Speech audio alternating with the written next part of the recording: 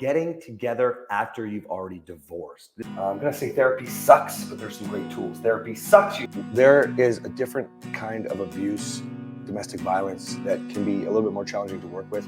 I'm Cass. And I'm Kathryn. If you don't burn every bridge or every boat, you will fail. It's very near and dear to my heart. You're going to hear why. Fuck your family. And by the way, when I say family, I mean your blood.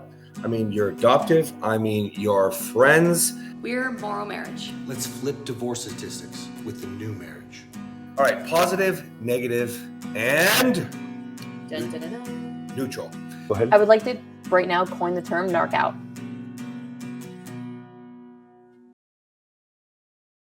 Welcome to the MorrowMarriage podcast, guys. Today I want to talk about getting together after you've already divorced. This came up, I believe, fan mail. It might have been an email. Apologize if I'm wrong. I think fan mail is the same thing as an email. Well, isn't it? from the podcast show, you can now text in like your questions. From and the stuff. podcast. That's what I mean. Cool. Yeah. And by the way, thank you so much for your incredible support, guys. Something happened where we all of a sudden jumped like 2,000 downloads a week up. And so at times it's like already 3,500 a week. We're crazy. You guys are just growing and growing with us. Appreciate the love and the support. If you could leave a 5-star review and help us get this to more couples, that'd be amazing. Okay, getting together after your divorce. I don't know if we've ever really talked about this before. I know that I've had men in my program who've wanted their wife back after she's gone. I've had men in my program. And who have gotten their wives back? Got their wives back after she's gone. The divorce is done. We've ripped up divorce papers. We have men with wives living with another man. I mean, that's as far as it goes. It's hard to try to restore, you know? Yeah. I mean, so I wanted to just give you some encouragement. This was a woman. I wanted to give you some encouragement. It's possible. Okay. Now, it was a pretty lengthy message, but a lot of things it looks like he's not taking responsibility for. And I want to give you some encouragement and understand that long before, and I think especially the further apart the disconnect is, the further you are. So whether they're living with another person, you have the divorce papers, the further you are away from being together, the more responsibility you have to take for yourself. I don't even know why, if you're divorced, you're still looking at the faults of your partner. Isn't that is that crazy to you? Yes. Like, I'll give you an because then you shouldn't want to get back together with them if all you're doing is if that's looking what at you're the faults. consumed with, you know. Yeah. And I don't recall if it was a negative, like the way that you. So I apologize there, but I think it's important to note, just in general, the thought process. Let me spin this a different way. Okay, when we have a couple where we get right to the boundary stage, okay, and it's like, okay, well, you know what?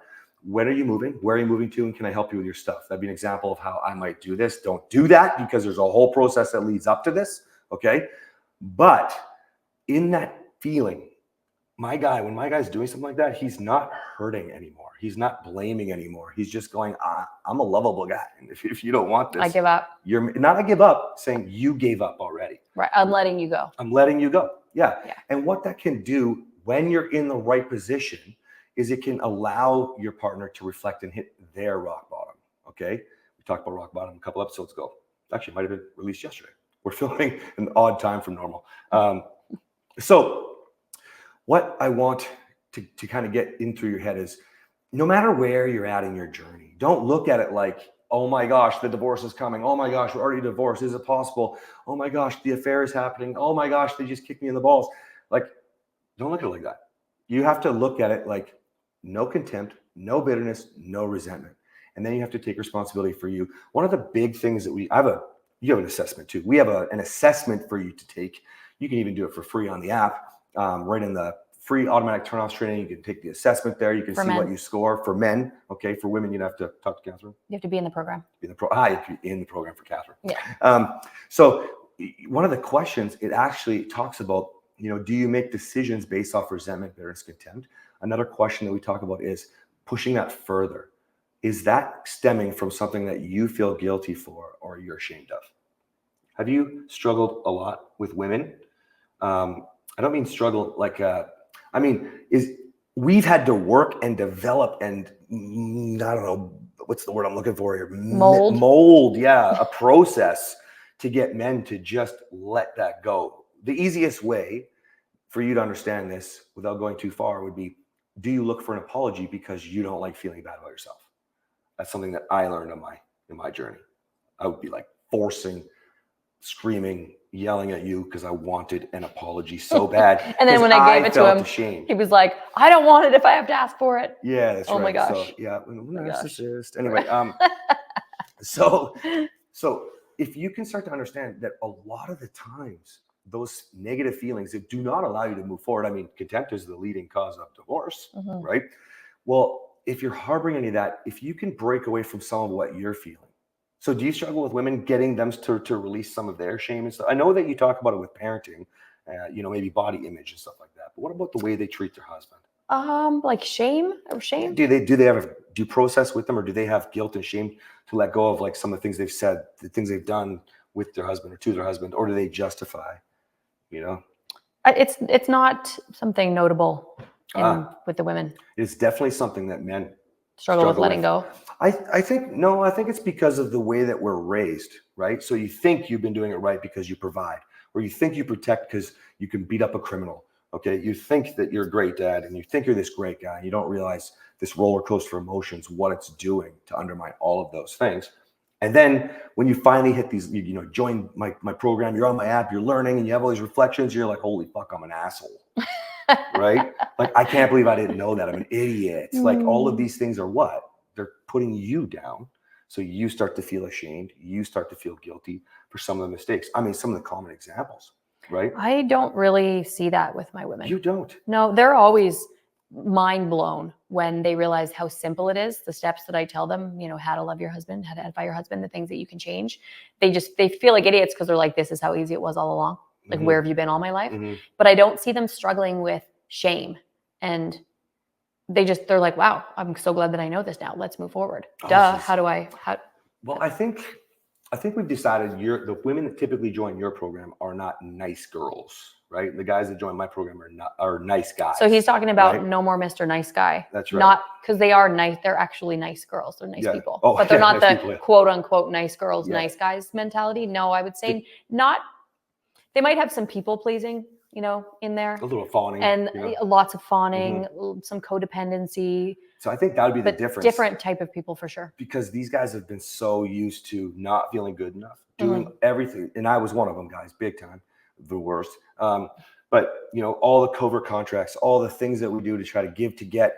And then, when it didn't work, the outbursts of rage, the abuse, the crap that I put you through, or the stuff that men have put their wives through. So I believe that's probably when you start to recognize and unravel all of this guy that you've been, who's not who you want to be, and how much freedom it is over here, you almost can't even see the freedom until you let go of that shame or the guilt. Does that make sense? Yes, it's just not what I see in my program. I think mostly the women that you attract, like who you are oftentimes. And so you're going to attract people that are dealing with what you dealt with. I didn't struggle with that. I'm not one of those. I did some people pleasing. I fell into some codependency, but that's not who I am. And so I tend to attract the women that they're embarrassed, like I was when I realized how stupid I'd been and how easy it is to be different. They're embarrassed and they feel stupid and all those sorts of things, but they know that they're good enough. They know that they're deserving. They know that they can have what I have. So I think I attract more of the women that are like me. They're like, look what she has. Look what she did. Look what I can do. And they know that I don't think it's, I guess there's some people, maybe some shame and guilt based on previous traumas, but no, overall, no, very different people. Okay. So then I think where we should go with this episode is simple. Like, no matter what it is you're trying to recover, go back to our regular mantra, right? You're not saving. We just use that word to describe what people resonate with. Well, we're going to create the new.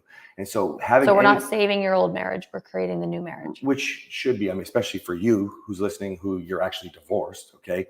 You want that. That one's dumb. All the more reason to create a new one. Yeah, but all of you who are not divorced yet, that's what you want. You create the new. You lose the bitterness, you lose the contempt. You just take responsibility for yourself and start doing what you would like to do. Whatever that is, right? What are you learning to move yourself forward? How are you filling your cup? What is it that you want to do when you see yourself in the future? Are you laughing? Are you having a good time? Well, then you got to stop shutting down today.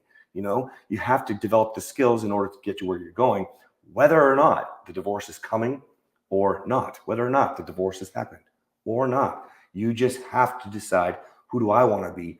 And yes, if there's guilt and shame, you have to let it go. It is what it is. It's like what we talked about a couple episodes ago.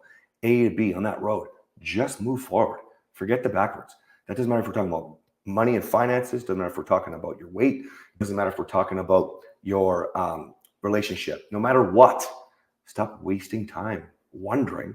Just go create. This specifically episode is for you. You're divorced and you want them. Invite them out. But make sure you have some skills so that you don't get triggered. And recreate what you created the first time that caused you to get divorced. Which would be the same thing if you guys are actually starting over and redating. Okay. That's why one of my men created the dating reset, a version of my course, combination of course and program, I think. The dating reset for people, because some people are going to quit. And unfortunately, you think without learning new skills, it's all going to be great. You know, my biggest fear with that is people will, like, especially if they've learned from us, my biggest fear is if they said, no, I'm done, and they left, that they would then go, I got this. And then they get into that love, that validation from the new. And then all of a sudden, what? They forget the fucking skills they learned.